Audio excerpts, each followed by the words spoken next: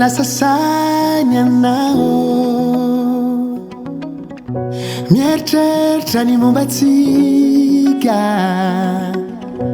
tena isaky lalao,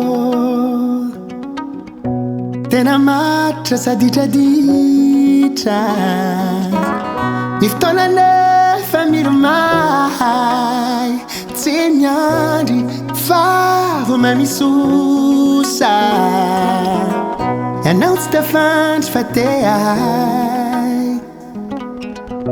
fitipoakaty samiavosa, tsy misy atahoranao malala ny fitiavako,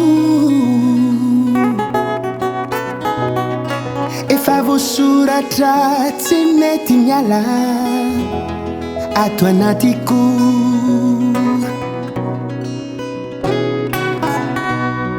Anao zaho, anao fa tsy nolonkafa, kaza mihafahafa, efa nao tanterake.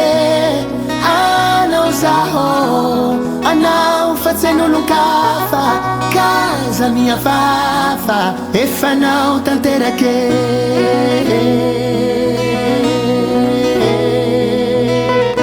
Masoandro mody no mampitsetsetra, malaina ny saraka te hiaraky toetra, idada sy nena fa sasa miandry, raha tsy tonga ny atrano ry zareo tsy tafandry, tsy misy atahoranao malala ny fitiavako, efa voasoratra tsy mety miala ato anatiko.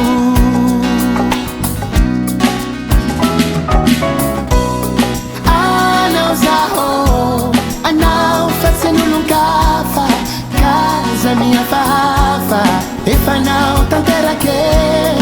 Anao zaho, anao fa tsy nolonkafa, kaza mihafahafa, efa nao tanterake.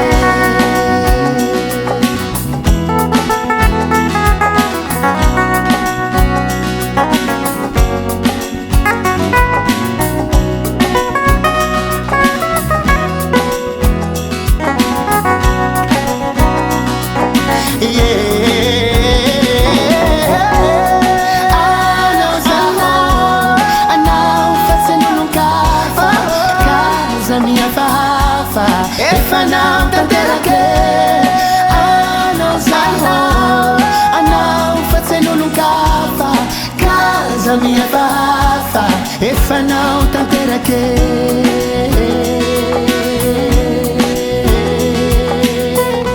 Aza manay, aza manay.